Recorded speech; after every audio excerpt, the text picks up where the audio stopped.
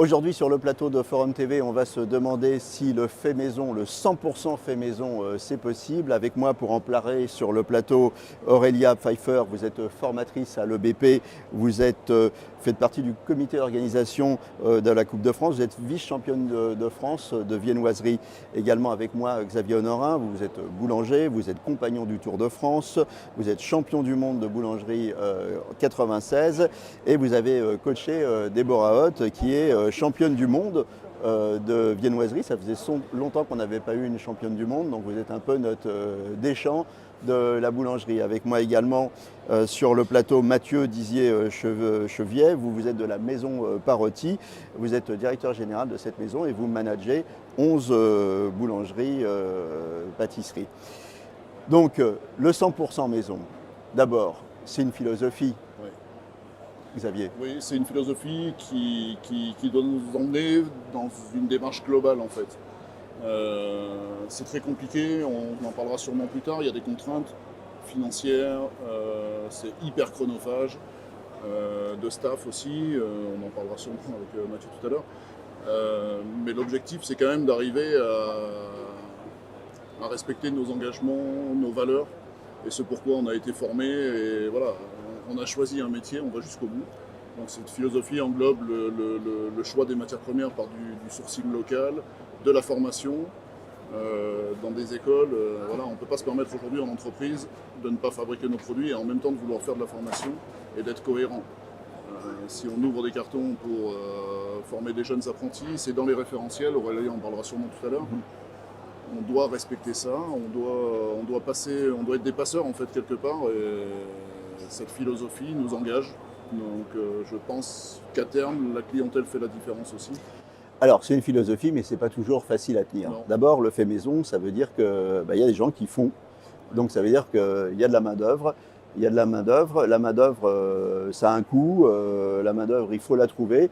Vous, en tant que directeur général de 11 boulangeries-pâtisseries, est-ce que la main-d'œuvre, c'est compliqué ? Moi, je pense pas que c'est compliqué. En tout cas, pour nous, ça l'est pas. Malgré ce qu'on entend dans les médias, on arrive quand même à trouver du monde parce qu'on emmène un savoir-faire. Les gens, ils viennent chercher ça, justement, ils viennent se former. Et pour moi, aujourd'hui, avoir une boulangerie-pâtisserie, c'est faire du 100% fait maison, c'est-à-dire des croissants, du pain au snacking. C'est un atout pour attirer la main-d'œuvre, de leur dire qu'ils vont avoir un métier qui a du sens, ils vont fabriquer des choses et ça ne va pas être simplement des gens qui dégèlent du surgelé. Moi, je pense que c'est un atout parce que si on amène quelqu'un chez nous et puis qu'il ne fabrique pas les croissants, on lui aura menti, on aura menti aux gens qui viennent chez nous se former, mais aussi aux clients. Et nous, c'est pas notre état d'esprit. Moi, je rebondis sur ce qu'a dit Xavier. C'est une philosophie. On a un savoir-faire et il faut faire qui perdure. Donc aujourd'hui, c'est important pour moi de continuer sur le 100% fait maison. On voit bien, Aurélia, que la formation, elle est au cœur de tout ça. Oui. Aujourd'hui, les référentiels d'examen, les cours qu'on anime sont vraiment réalisés de manière à ce que les jeunes apprennent à réaliser les produits de A à Z. Voilà, tout ce qui est viennoiserie, pain, snacking, il est hors de question qu'à un moment donné, on fasse entrer un produit qui ne serait pas 100% fait maison. Alors, il y a une question de formation, comme vient de le dire Aurélia, il y a aussi une question de temps. Et le temps, ça a un coût, comme la main-d'œuvre a un coût. Ouais. Et puis aussi, quand on fait maison, je pense qu'on choisit des bonnes matières premières, des bons produits de base. Donc ce fait maison, cette philosophie, elle a un coût quand même. Elle a un coût.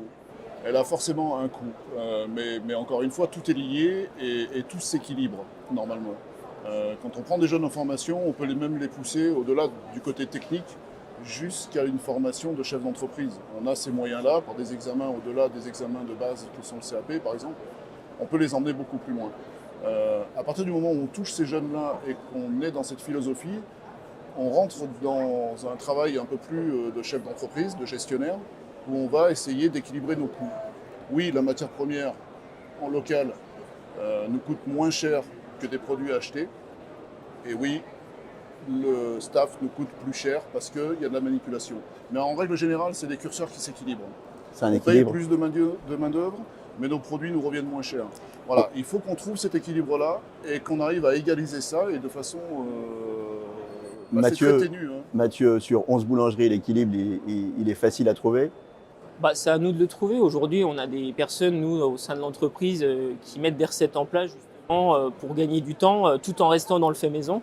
Je pense qu'aussi, on évolue bien dans le bon sens avec des nouvelles machines, tout en restant artisan, qui puissent nous permettre de produire sur plusieurs jours et d'avoir aussi une qualité élevée. C'est important ce que vous dites, parce que fait maison, ça ne veut pas dire forcément tout fait main. C'est-à-dire qu'il y a la mécanisation qui permet de faire gagner du temps aussi, Xavier. On s'appuie sur des compétences que développe pour nous, et après, avec nos recettes et notre manipulation, notre technique, notre savoir-faire, des sociétés comme Bonga ou des sociétés d'équipement qui vont faire évoluer leur matériel de façon à nous aider dans notre démarche artisanale. Ce que vient de dire Mathieu, c'est pas parce qu'on utilise une machine, un pétrin aujourd'hui, c'est devenu commun dans une boulangerie, ça l'était pas il y a 80 ans, 100 ans. On travaille tous avec un pétrin. On en revient un peu, il y a certaines méthodes aujourd'hui qui tendent à utiliser des pétrissages réduits ou voire des pétrissages manuels, mais en règle générale, on est obligé de mécaniser nos fourneaux. Ça ne veut pas dire que c'est au détriment d'une recette ou d'une qualité produit. Aurélia, pour rester artisan et dans la philosophie du fait maison, qu'est-ce qu'on peut mécaniser et qu'est-ce qu'on ne doit pas mécaniser? Je ne sais pas si c'est une question de qu'est-ce qu'on peut mécaniser ou ce qu'on ne doit pas mécaniser. Je pense qu'il faut qu'on garde la main de l'homme au cœur de tout ça et que ça soit toujours artisanal.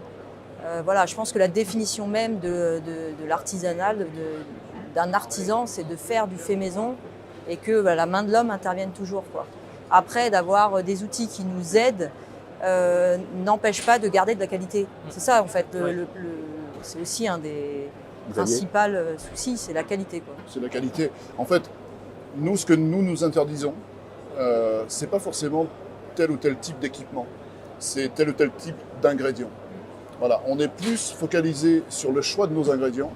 On a des interdits, on s'interdit nous-mêmes certains types de colorants, de conservateurs, de choses comme ça, qui ne vont pas dans l'air du temps, quoi.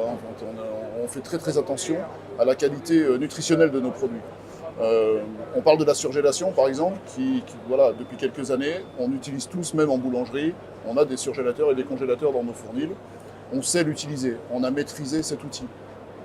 On arrive à faire de la viennoiserie sans conservateur, sans améliorant. On utilise le froid comme un système qui nous permet de linéariser nos productions, de se projeter, d'optimiser nos productions. Mais au niveau des ingrédients, on ne fait pas de conseils. Le client, il comprend ça, que c'est fait maison, mais que c'est surgelé en même temps? C'est possible de lui faire comprendre. C'est bien sûr, évidemment, c'est un souci d'optimisation en fait.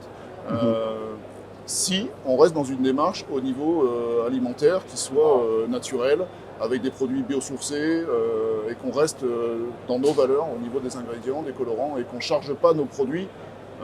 On ne modifie pas nos recettes en fonction du matériel. Voilà, c'est l'inverse qui se passe. Voilà, on adapte le matériel à nos recettes.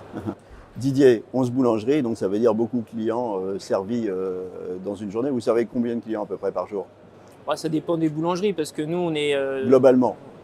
Globalement, on est autour des 50 000 à peu près. Bon, donc ça veut dire que c'est un beau panel. Oui. Ce qui m'amène à la question, est-ce que le client, lui, fait la différence? Fait maison, pas fait maison? Nous, il fait la différence parce que nous, c'est un état d'esprit qui existe depuis des années. C'est une philosophie, comme disait Xavier, qu'on a, nous, depuis des années.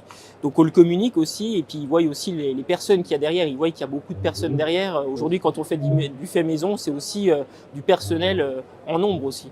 Et ça, ils le voient. Le fait maison, ça fait venir aussi des clients. Bien sûr. Ça fidélise au moins. Oui. Ça fidélise et ça nous permet de ne pas rentrer dans des outils marketing qu'on ne maîtrise pas. On parlait il y a quelques années encore du pain chaud toute la journée avec l'énergie. On va revenir à des méthodes peut-être différentes, mais les méthodes de 5 pour 3, etc. Voilà, nous on ne rentre pas là-dedans. Et le fait de sélectionner et de proposer une qualité nutritionnelle de nos produits, une vraie avec des valeurs locales, le client, ça, il fait la différence. Le souci, c'est notre formation à la communication. On n'est pas assez formé sur la com, et il faut vraiment se faire violence pour aller marketer nos produits et les faire connaître. Ça, il faut qu'on se mette là-dessus. C'est quelque chose qui rentre… On va laisser le mot de la fin à Aurélia, il nous reste quelques secondes à passer ensemble. La communication, c'est vraiment quelque chose qui rentre dans les référentiels d'examen. Nous, on forme maintenant les jeunes à argumenter commercialement sur les produits et former le client, en fait, indirectement, voilà, pour faire perdurer tout ça. Au niveau du client. Je vous remercie d'être passé sur le plateau de Forum TV et je vous souhaite une bonne journée, un bon salon.